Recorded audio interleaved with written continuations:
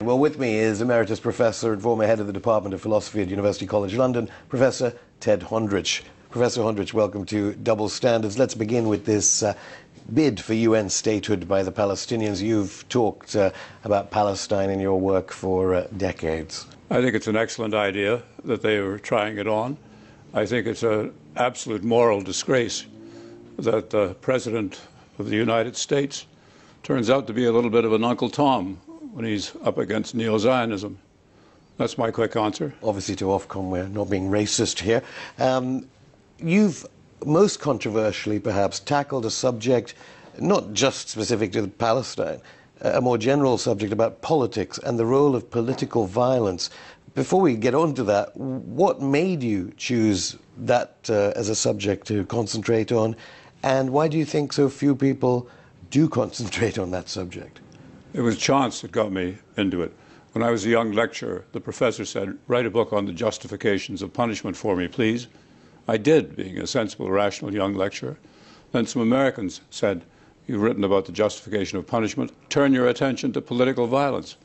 Agreeable as always, I did that. I hope what you said didn't make any impact on the U.S. justice system. Certainly the penal code has been in the news lately. Right, well, they tried to make an impact on me. Whenever I speak in America, various neo-Zionist lads turn up and raise trouble. It's also true that Palestinians raise a little trouble for me. That must prove I'm wrong. But you've worked on this and educated generations of students, and yet the framing of the debate of political violence in the Middle East is always one of Gandhi is the way forward, non-violence is the way forward, whereas you have talked about the nuances in the debate. Well, just one quick nuance. Gandhi didn't say non-violence is the only way forward. With respect to violence, nobody thinks violence is really ruled out.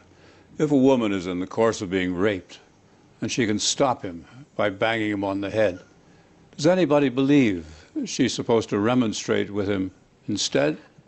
Well, Zionists would be the first to say that that rape analogy is not one applicable to the Middle East. First of all, neo-Zionists might agree with the following thought, that anybody who says that violence is never to be persisted in, say, would have to think about this.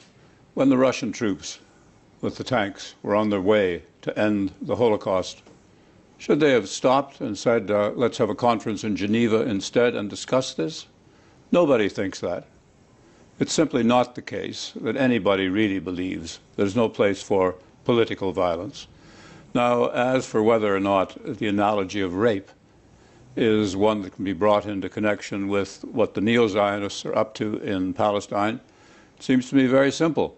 There are lots of ways in which rape is unlike what they're doing to the Palestinians, and lots of ways in which the two things are rather close. For example, there's no two sides to the story of a real rape. No two sides to the story of a real rape. There's no two sides to the Palestinians v. the neo-Zionists in Palestine either. Well, it's perfectly clear, and the entire world, a large majority of it, agrees. And if they get their votes translated into votes at the UN, you'll see that proved in a week or two. You're not the only one to allude to power relations, of course. In the academy, lots of people talk about power relations, but why do you think the way the media seems to speak about these situations is one seemingly without power? Is that a fault of the influence of the academy, or have you had colleagues that are more persuasive in public discourse about the fact that these sorts of analogies are pointless? Well, you might think it has very little to do with the academy. It has rather a lot to do with the financing of public life and the vast amounts of money which are, for example, all important in Obama's failure to face up to this first strong moral challenge in connection with the UN. It is money. I've never been a Marxist. I've never read any Marx, and I never used to have the word capitalism on my lips. But I finally got around to it. I haven't got around to being a Marxist. But anybody who says, is the academy responsible for what's happening, ought to be introduced, as I'm sure you have been, to the word capitalism and the use of money. Of course, the Arab Spring, which has been seen by many to be in opposition to U.S. Hegemonic power in the region, in the Maghreb particularly. And again, they say, you see, these were peaceful revolutions. Revolutions shouldn't be violent. you would still reject this narrative that it's only through nonviolence and, by extension, of course, the Palestinian Authority are the ones to talk to, and Hamas should never be spoken to? Now, there's too much in there. I can't possibly handle that. I pack it in. So let me just handle the Arab Spring briefly. I haven't got much to say for Gaddafi, but I am, for that reason, a little hesitant about what to say about Libya in particular. I take it that his record is pretty bad.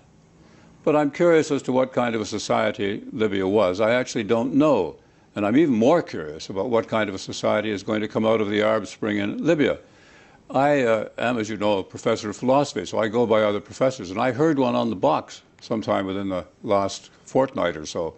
And he was asked, why was it that those people were still fighting on Gaddafi's side?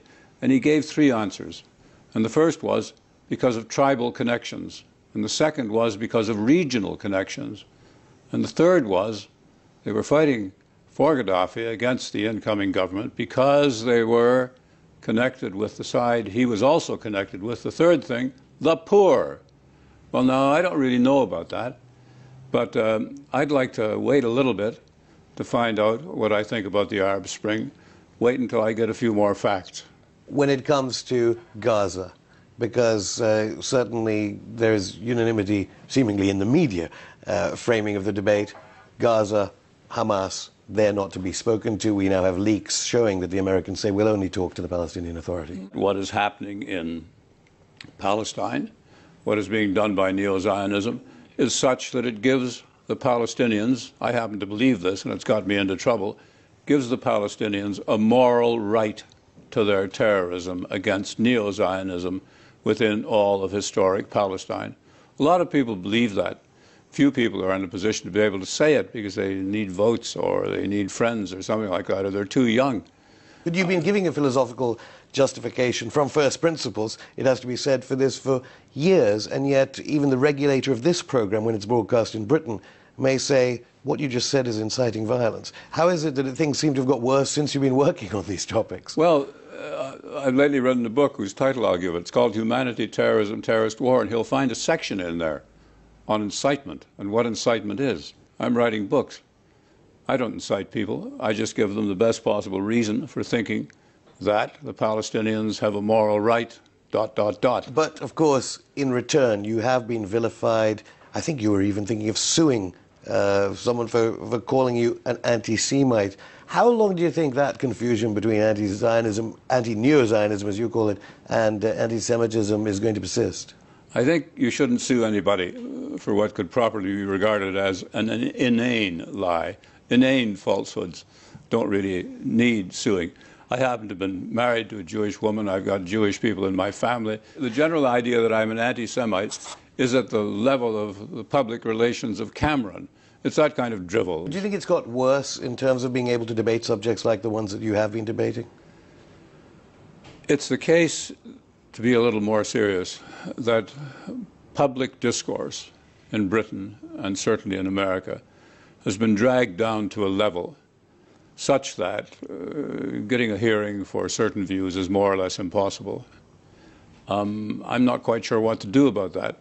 I'm also not sure about what to do about what is rational with respect to the level of discourse that one goes in for oneself. Should one observe parliamentary language? Should one go in for academic restraint? Or should one, thirdly, show a proper and state a proper moral contempt for a start, neo-Zionism? I'm a little more drawn these days to that third possibility. Well, President Obama certainly was very clear when he said they would use the veto. He may be reasoning that he must carry on in such a way to achieve the most he can in that depraved society, and the most may be very little. The most may be so little that he's even got to do this wretched thing at the UN in order to achieve it. There's something called the principle of humanity. And in a brief sentence it is, take every rational step, and only rational steps, to get people with bad lives out of those bad lives. That is not a principle that's full of deference. It's not full of deference even to political reality. It's full of the attempt to say straightly what ought to happen. And as you gather, I stick to it. Thank you, Professor Hondrich.